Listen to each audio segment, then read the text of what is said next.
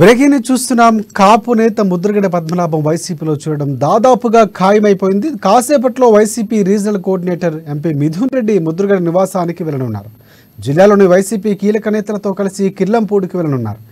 ఈ సందర్భంగా వైసీపీలోకి ముద్రగడను ఆహ్వానించనున్నారు. అంతేకాదు ఎన్నికల కోడ్ రాకముందే ముద్రగడకు nominated పదవిపై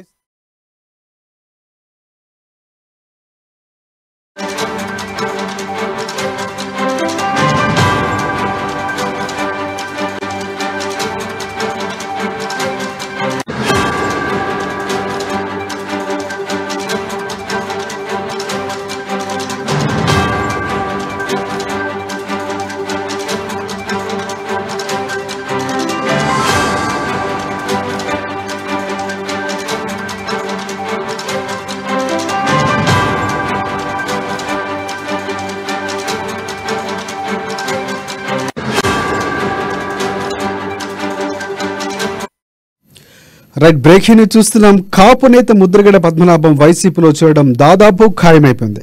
YCP regional coordinator MP Mithun Reddy Mudragada నివాసానికి వెళ్లారు.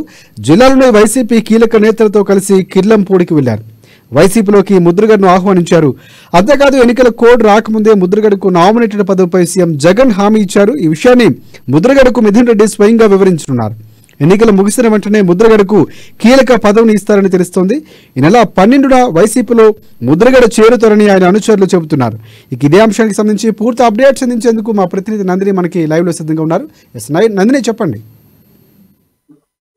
ఏదైతే కాపు ఉద్యమ నేత ముద్రగడ పద్మనాభం సుదీర్ఘ రాజకీయాలు 15 సంవత్సరాల తర్వాత దాదాపుగా వైసీపీకి ఈ రోజు వెళ్తారనే వార్తలైతే దాదాపుగా కన్ఫర్మ్ అయినట్లుగా తెలిసింది. ఏదైతే 2 రోజుల క్రితం ప్రతిపాడులో సిద్ధం కార్యక్రమంలో జగ్గంపూడి గణేష్ అయితే సిద్ధం కార్యక్రమం అనంతరం కిర్లంపూడిలో ముద్రగడను అయితే కలిశారు. అక్కడి నుంచి ఏదైతే ఉమ్మడి జిల్లాల రీజనల్ కోఆర్డినేటర్ మిథున్ రెడ్డి ఉన్నారో మిథున్ రెడ్డితో ఫోన్ లో కూడా మాట్లాడించిన విషయం కూడా పార్టీ కార్యకర్తల వర్గాల నుంచి అయితే సమాచారం తెలుస్తుంది. అయితే అదే ఫోన్ లో మాట్లాడుతూ మిథున్ రెడ్డి మీ ఇంటికి వస్తాను, మిమ్మల్ని ఆహ్వానిస్తానని ముద్రగడ చెప్పడము, తర్వాత జగన్ గారి పర్మిషన్ తోనే మీరు నా ఇంటికి వస్తారని అడగడము, జగన్ గారితో చర్చించిన తర్వాత వస్తామని చెప్పడము. ఈ రోజు ఉదయం 9 గంటల నుంచి కూడా కిర్లంపూడిలో ముద్రగడ ఇంటి వద్దకైతే ముందుగా ఎమ్మెల్యే ద్వారంపూడి చంద్రశేఖర్ రెడ్డి గారు చేరుకున్నారు. దాదాపు సుదీర్ఘ 15 నిమిషాల పాటు ఎమ్మెల్యే ద్వారంపూడి ముద్రగడతో కూడా మంతనాలు చేశారు. అనంతరము రీజనల్ కోఆర్డినేటర్ మిథున్ రెడ్డి, అలాగే ఎంపీ వంగగీత, అలాగే జిల్లాలో కాపు నేతలంతా కూడా వైసీపీ ముఖ్య నేతలంతా కూడా కిర్లంపూడి ముద్రగడ ఇంటి వద్దకైతే చేరుకున్నారు. దాదాపుగా గంట నుంచి కూడా ముద్రగడతో మాట్లాడుతున్నారు. అయితే ఏదైతే దాదాపుగా 90% ఆయన వైసీపీకి వెళ్తారు అంటే ఆయన వెళ్ళడు, ఆయన కొడుకు ఎవరైతే ఉన్నారో గిరికి అయితే పార్టీలోకి చేరి నామినేటెడ్ పోస్ట్ ఇచ్చే అవకాశాలు ఉన్నట్లుగా అయితే పార్టీ వర్గాల నుంచి అయితే సమాచారం అందుతుంది. ముఖ్యంగా ఏదైతే మొన్నటి వరకు ముందుగా అయితే ఆయన వైసీపీకి వెళ్తారని వార్తలు వచ్చాయి.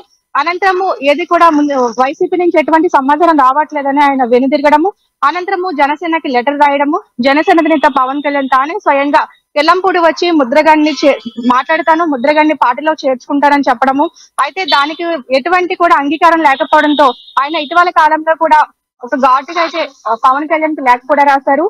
ఏదైతే 24 సీట్లుగా మీరు పరిమితం అవుతున్నారు, ఇంకా నా అవసరం ఉండదు మీ పార్టీకి అని చెప్పేసి ఆయన ఘాటైన లేఖను కూడా రాశారు. అనంతరము దాన్నే సంధిగా తీసుకొని వైసీపీ అయితే గత 2 రోజులుగా ముద్రగడ ఇంటి వద్దకైతే చేరుకోవడం జరుగుతుంది. కార్యకర్తలు కావచ్చు, నాయకులతో కూడా మంతనాలు కూడా చేస్తున్నారు. అంటే ఏదైతే ఈ నెల 14 తర్వాత 14 ముందుగానే ఎలక్షన్ కోడ్ వచ్చే అవకాశాలు ఉన్నాయి కాబట్టి కోడ్ రాకముందే ముద్రగడని పార్టీలో చేర్చుకునేందుకైతే నేతలంతా కూడా సన్నాహాలు చేస్తున్నారు. ఇప్పుడే ముద్రగడ సుదీర్ఘంగా కూడా చర్చించారు. అంటే ముద్రగడ కాపు ఉద్యమ నేత తను 2009లో ఏదైతే పిఠాపురం నుంచి కాంగ్రెస్ నుంచి ఆయన ఓటమి పాలయ్యారు. పిఆర్పి నుంచి వంగగీత అయితే అక్కడ గెలుపొందారు. అనంతరం ఆయన 15 సంవత్సరాలుగా రాజకీయాలకైతే దూరంగా ఉన్నారని చెప్పాలి. మధ్యలో కాపులకి రిజర్వేషన్ సంబంధించి కావచ్చు, కాపు ఉద్యమాలకు సంబంధించి కూడా ఆయన ఉద్యమాలు చేశారు. చాలా రోజుల తర్వాత మళ్ళీ గ్యాప్ ఇచ్చారు. ఎవరైనా ఉద్యమాలు చేస్తే నేనైతే వారికి మద్దతు పలుకుతాను తప్ప స్వయంగా నేను ఉద్యమాల్లో పాల్గొన్నాను కూడా ఆయన చెప్పడం జరిగింది. అదే ఏదైతే 2014 టీడీపీ హయాంలో కూడా ఆయన చంద్రబాబుకి లేఖలతోనే సమాధానం ఇచ్చేవారు. అలాగే వైసీపీ వచ్చిన తర్వాత ఆయన 2019 నుంచి ఈ ఉద్యమాలు కూడా బ్రేక్ ఇచ్చారు. అదే మొత్తంగా చూసుకున్నట్లయితే ఉదయం నుంచి కూడా ఏదైతే ప్రతిపాడు కిర్లంపూడికి సంబంధించి ముద్రగడ ఇంటి వద్దకైతే కీలక నేతలంతా చేరుకుంటున్నారు, మంత్రాలు చేస్తున్నారు. ఈ నెల 12వ తేదీన ముద్రగడ వైసీపీకి అయితే పార్టీ కండువా కప్పుకునే అవకాశాలు ఉన్నాయి. అంటే పిఠాపురం నుంచి పవన్ కళ్యాణ్ పోటీలో దిగితే మాత్రం ఖచ్చితంగా అక్కడ సరైన క్యాండిడేట్ ఉండాలి. అంటే మనం చూసుకున్నట్లయితే పిఠాపురంలో 2009లో కాంగ్రెస్ నుంచి ముద్రగడ పోటీ చేశారు. 2009లో పిఆర్పి నుంచి వంగా గీత పోటీ చేశారు.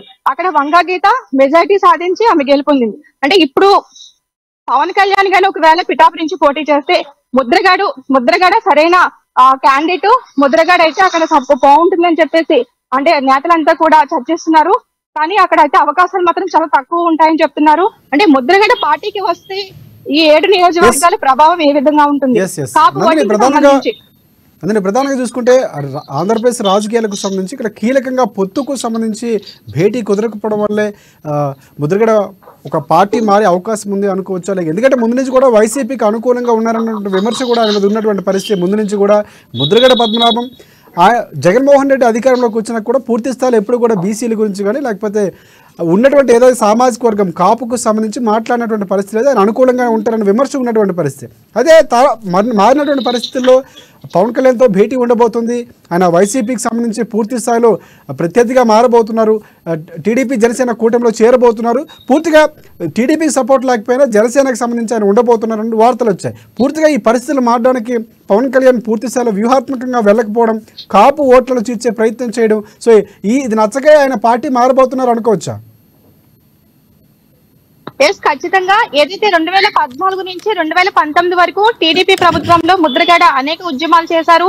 ముద్రగడ ఇంటిని కూడా పోలీసులు చుట్టారు. ఆయన కుటుంబాన్ని అంతా కూడా బంధించిన పరిస్థితి మనం చూసాము.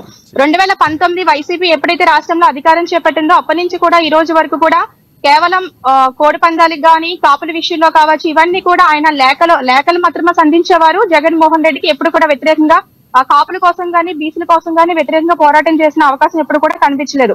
అయితే ముందు నుంచి కూడా వైసీపీకి వెళ్తారన్నది బ్రేక్ పడింది. తర్వాత మళ్ళీ పవన్ కళ్యాణ్ తానే స్వయంగా కలుస్తారని చెప్పడము, మీలాంటి వారితో పని చేయాలి, రాష్ట్రానికి కాపు ముఖ్యమంత్రి ఉండాలి, మీరు ముఖ్యమంత్రిగా ఉండాలని కాపు నాయకులు కోరుకుంటున్నారని ఆయన చాలా సార్లు ఏదైతే బొలిశెట్టి తాడేపల్లిగూడెం జనసేన ఇన్ఛార్జ్ ఎవరైతే ఉన్నారో శ్రీనివాస్ కూడా గతంలో 2-3 సార్లు ముద్రగడ్ని కలిశారు.